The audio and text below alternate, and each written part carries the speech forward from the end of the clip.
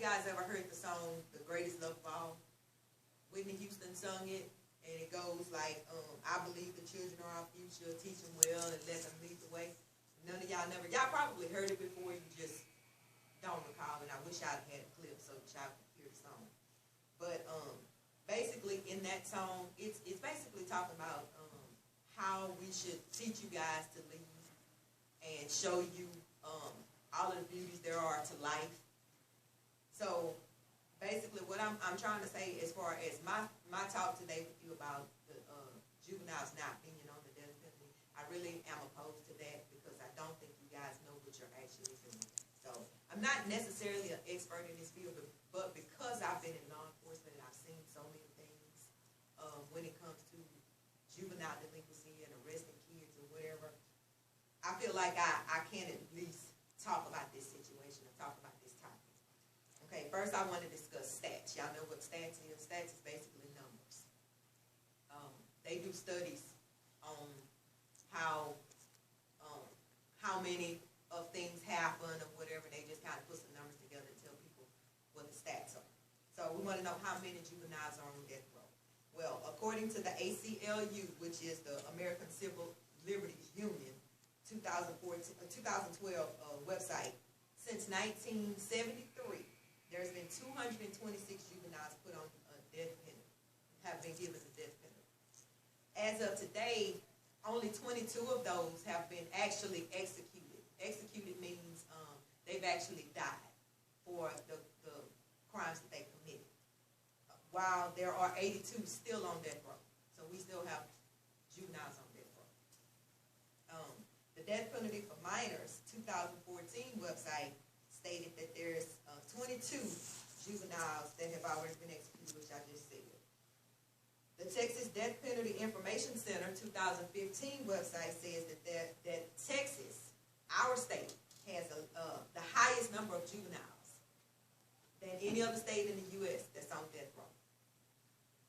This site also stated that at least 3/4 of the juveniles, 17-year-old offenders, are of color. You guys know what that means? It means that minority, so that means Hispanic, blacks. Most of these people are the ones that are basically going to jail. These are people that are committing the most crimes.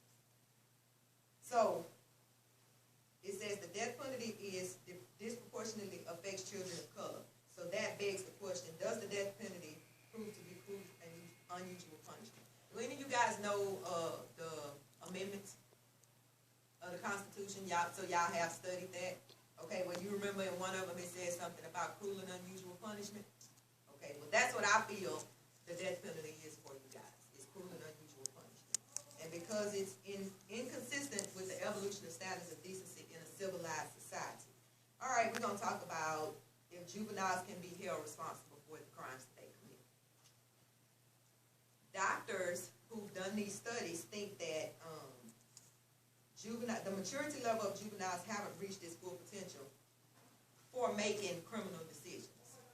A site called teenkillers.org 2014 says, it is typical that children charged with crimes are not functioning at their chronological ages. The experts say that the frontal and prefrontal lobes of the brain, which regulate control and judgment, are not fully developed. So they act on impulse and make unsound judgments or reasoning without being aware of the consequences of their actions. Adults use juveniles because they're easily influenced and they're intimidated. Now I want to talk to you guys about rehab instead of the death penalty. We can make juveniles accountable for their actions and begin at early ages. Judge Dolores Cordell from a Frontline episode on the PBS website, PBS.org 2014 website, stated juveniles can be rehabilitated. She's seen a number of success stories.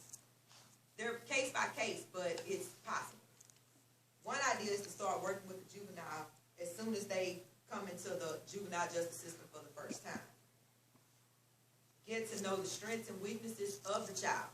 So, instead of just throwing you guys in jail, start working with you guys. Find out what the issues are and help you work out the issues instead of just sticking you in jail and being done with you.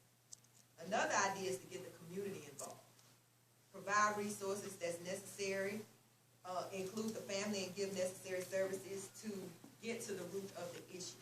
So in conclusion, the death penalty for juveniles, to me, is cruel and unusual punishment because you guys don't know what you do. Let's spend more time rehabilitating children of our future. We have to show them that we care. Thank you guys for being my audience.